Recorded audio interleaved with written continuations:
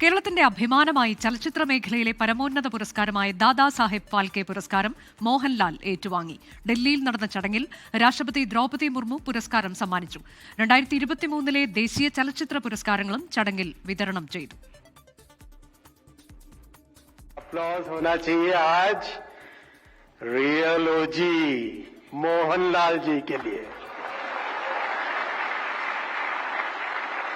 Tangaluru Ogram actor and true legend.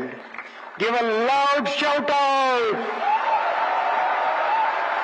മലയാളത്തിന് ഇത് അഭിമാന നിമിഷം.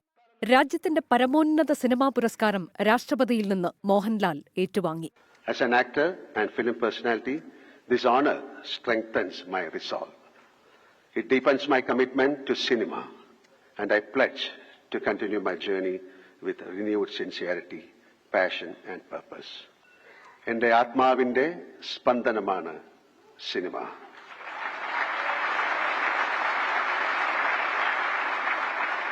Cinema is the heartbeat of my soul. Jai Hind. സഹനടിക്കും സഹനടനുമുള്ള അവാർഡുകൾ ഉർവശിയും വിജയരാഘവനും സ്വീകരിച്ചു. Minimal gestures anchoring the story's core and elevating its narrative in of rare poignancy imbued with quiet power, subtle humor and profound. മികച്ച മലയാള ചിത്രം ഉള്ളൊഴുക്കിന്റെ സംവിധായകൻ Cristo Tomy, പൂക്കാലം എന്ന സിനിമയിലൂടെ മികച്ച എഡിറ്റർക്കുള്ള അവാർഡ് നേടിയ Mithun Murali, non feature cinema വിഭാഗത്തിൽ MK രാംദാസ് തുടങ്ങിയവർ പുരസ്കാരങ്ങൾ ഏറ്റുവാങ്ങി. മികച്ച നടനുള്ള പുരസ്കാരം പങ്കിട്ട ഷാറൂഖ് ഖാൻ, വിക്രാന്ത് മാസി എന്നിവരും മികച്ച നടിയായ റാണി മുഖർജിയും അവാർഡുകൾ സ്വീകരിച്ചു. സർവശ്രേഷ്ഠ അഭിനേത്രി का पुरस्कार ग्रहण करते हुए रानी मुखर्जी जिन्हें film Mrs Chatterjee versus Norway के लिए प्रदान किया. 24 ഡൽഹി.